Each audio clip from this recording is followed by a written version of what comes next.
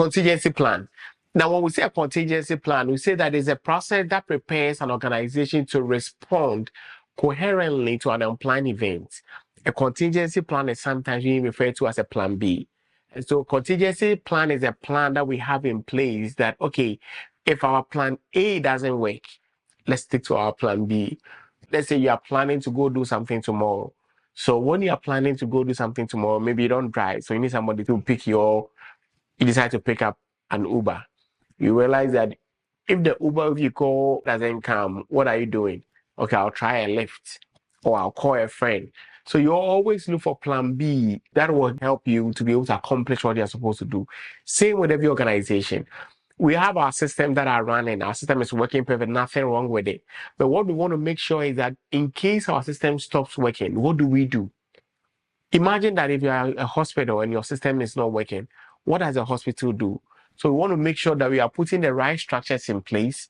We are putting plans in place that the light goes out in the hospital. There's a generator that is supposed to come up. And so you need to be able to put all those plans in place. Now, the next one we can talk about is a business impact analysis. Now, I talked about it earlier. It's a process to determine and evaluate the potential effects of an interruption to a critical business operation as a result of a disaster or an emergency. So what we are saying is that this is where we determine that, okay, if there's anything that happens within our environment, what is the effect of this on our business? Remember, the first one is the security impact. So we talked about the effect of it on the security of the system. But this time on the business, how is it going to affect the business? If there is a breach in our organization, how is that going to affect the image of the company or the image of the business? Now, under contingency plan also, we have something we call RPO and RTO. Now, RPO refers to the recovery point objective. RTO refers to the recovery time objective. What is the difference? The RPO refers to the number of files that must be recovered from a backup storage for normal operation to resume, whereas the RTO refers to the targeted duration of time for which a business operation must restore disaster. So when we are saying that if something happens within our environment, what are the files that we need for us to be able to resume normal operations?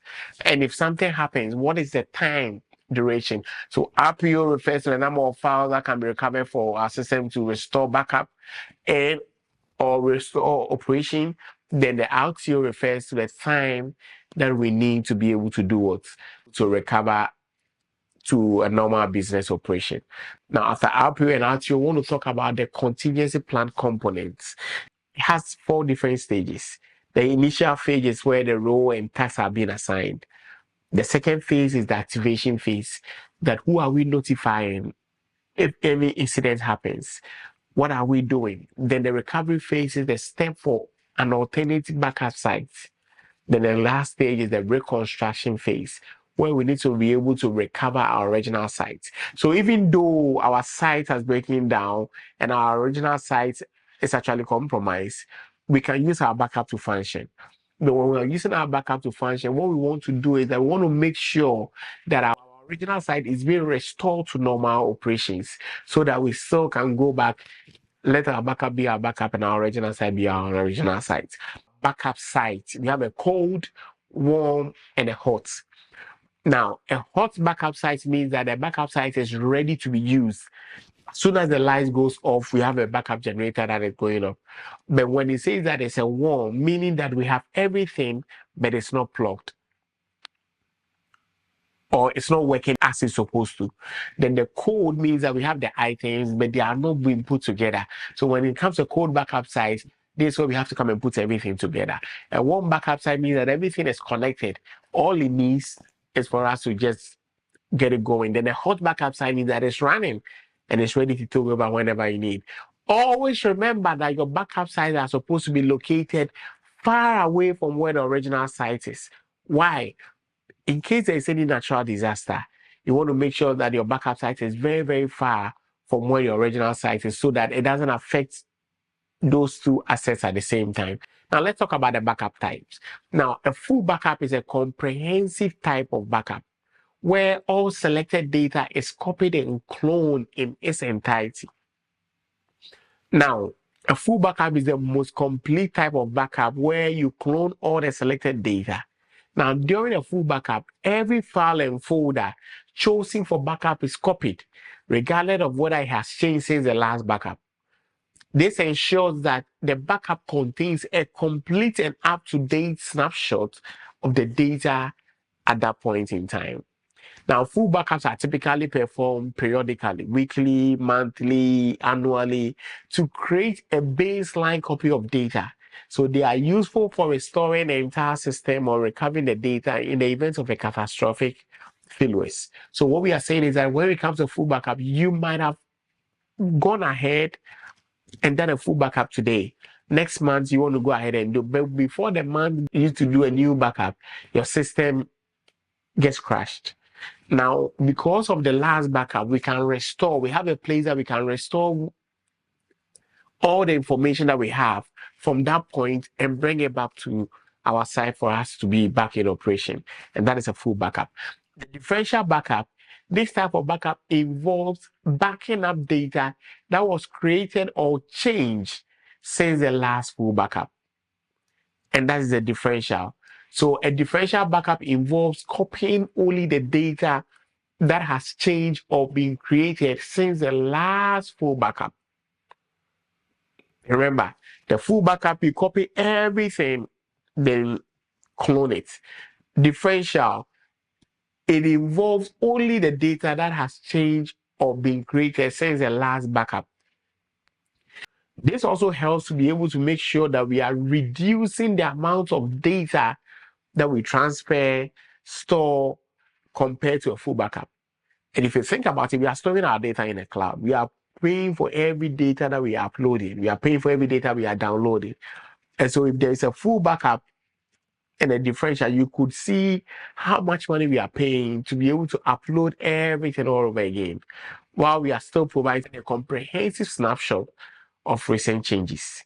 Now, the differential backups are often used as intermediate backups between full backups. Now, because they are faster and require less storage than full backups, but they provide more comprehensive data recovery options than incremental backups. Why? Because you see, when there is a full backup for a month and you are doing backup every month, during every week, you can go and do a differential backup. By the time the month is up, then you can now do it. So you don't lose all your information in case the unplanned events happen. Now, incremental backup captures only the changes or the increments that are made since the last backup, whether it was a full backup or an incremental backup. Now, in an incremental backup, it requires space to store only the changes or the increments. And that is why we always say that is the lightning fast backups. In an incremental backup, only the data that has been added or modified since the last backup is copied. This minimizes the amount of data that transfers and stores, making incremental backup faster and more efficient than the full or differential backup. Now, incremental backups are suitable for frequent backups of systems with rapidly changing data. So if your information is changing a lot, you need more of an incremental backup. They are often used in conjunction with full backup or differential backup to provide a balance between the storage efficiency and the data recovery capabilities. In summary, each backup type offers different and distinct advantages and trade-offs in terms of data protection, storage, efficiency, and the recovery speed. But always remember the incremental backup capture changes since the last backup, while the full backup covers everything since the last backup, while the differential backup captures changes since the last full backup. So that is a big difference between the incremental and differential. It deals with the last backup, and this deals with the last full backup. And that is the main difference between the two.